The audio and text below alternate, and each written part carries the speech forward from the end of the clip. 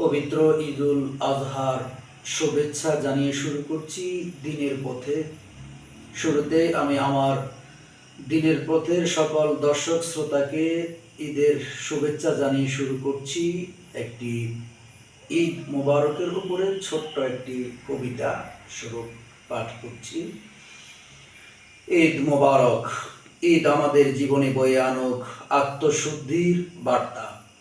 এটি শুধু খাওয়া দাওয়া বা ঘুরে বেড়ানোর নাম নয়, বরং অতীতের সব ভুল ত্রুটি শুধরে নিয়ে নতুন করে পথ চলার অঙ্গীকার করার দিন।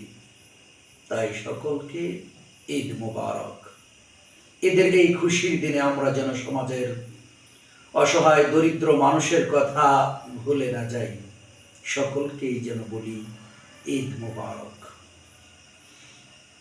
সবার মুখে হাসি ফোটানোর মধ্যেই ঈদের সত্যিকারের তৃপ্তি লুকিয়ে থাকে। সকলেই আমরা সকলের তরে, প্রত্যেকেই আমরা প্রত্যেকের তরে। আমরা অসহায় দরিদ্র সকলকে পাশে নিয়ে, সকলকে সাথে নিয়ে একসাথে আমরা ঈদ উদযাপন করব।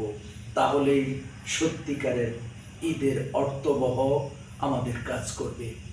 আমরা গুনে গুনে দেখে দেখে বেছে বেছে কে কোরবানি দিয়েছে কে দেয়নি তার পাশে যে বাসায় আমরা দিয়ে আসব।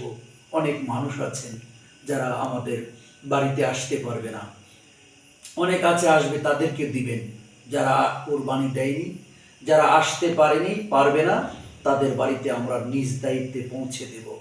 তাহলেই সত্যিকারের অর্থবহ ঈদুল আজহা আমাদের জন্য বয়ে আনবে। ঈদ মানে খুশি, এটা যেন আমরা সকলেই করি।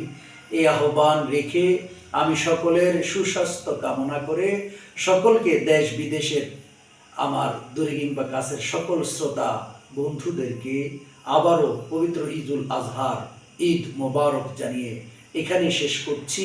আসসালামু আলাইকুম ওয়া রাহমাতুল্লাহি ওয়া বারাকাতুহু।